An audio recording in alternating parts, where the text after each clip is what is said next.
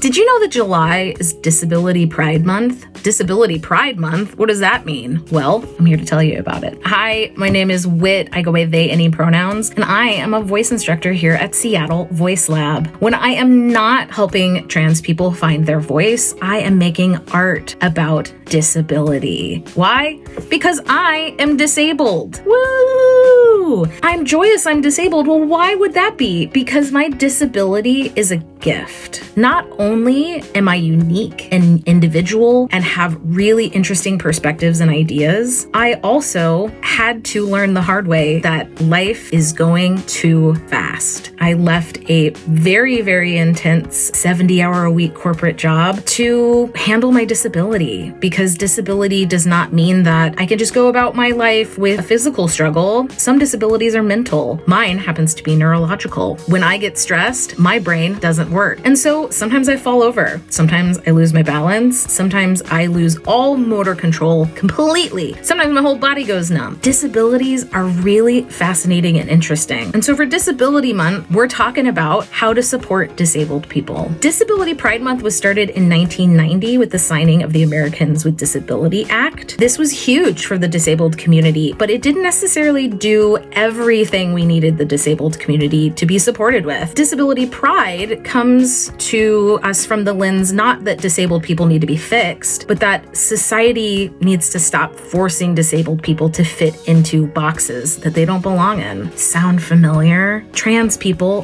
deal with the same struggles, where society feels they should act and be a certain way, but that just isn't authentic to them. And it's the same for a lot of disabled people as well. There is nothing wrong with you. You do not need to be fixed. And I want to tell you, it's okay to feel like it's too much. It's okay to feel like it's overwhelming. You are worthy just as you are. So for this Disability Pride Month, I want you to think about all the ways that you can support disabled people in your life. And that's not just people with physical disabilities. We're also talking about mental and emotional disabilities, disabilities that affect how people can live and exist in the world. Think about ways that you can support and uplift them. I know that I have friends that are really supportive, that help me bring me food or help me clean my house, because sometimes it's just too much. The way that I deal with disability is I make art. Yes, I am an artist, and I write and make art about disability and being trans and the intersection between the two. That's one way that I try to add support to the disabled community. I share my story. I share my thoughts on what it's like to exist in a world that really isn't fit for me. And so this Disability Pride Month, I want you to think about ways that you can support and uplift the trans community and also the disabled community. Bye.